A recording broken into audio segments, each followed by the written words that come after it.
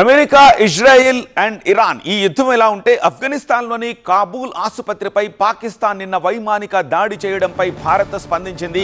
ఈ దాడిని తీవ్రంగా ఆక్షేపించింది భారత్. ఇదొక పిరికి పంద అమానుష చర్య అని మండిపడింది.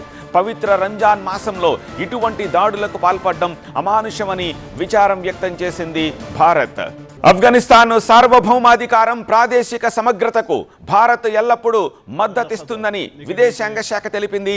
ఈ విపత్కర సమయంలో ఆ దేశ ప్రజలకు అండగా ఉంటామని హామీ ఇచ్చింది. ఈ దాడిలో ప్రాణాలు కోల్పోయిన వారి కుటుంబాలకు ప్రగాఢ సానుభూతి ప్రకటించింది. క్షతగాత్రులు త్వరగా కోలుకోవాలని ఆకాంక్షించింది భారత్.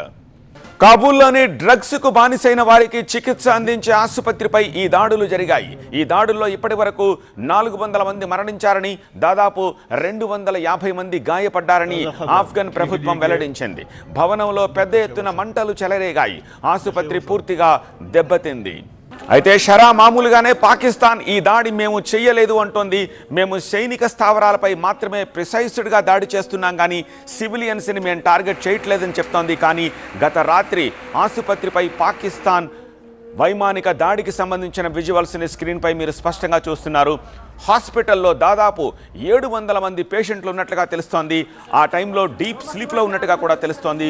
దానివల్లే మృతుల సంఖ్య ఎక్కువగా ఉన్నట్టుగా తెలుస్తోంది. ఒక అనధికారిక సమాచారం మృతుల సంఖ్య 500కు పైనే ఉంటుంది అని. కానీ ఆఫ్ఘన్ ప్రభుత్వం ఇనీషియల్గా ఇన్సిడెంట్ అయిన తర్వాత 400 మందికి పైగా పేషెంట్ల అటెండెంట్స్ చనిపోయారని చెప్తోంది.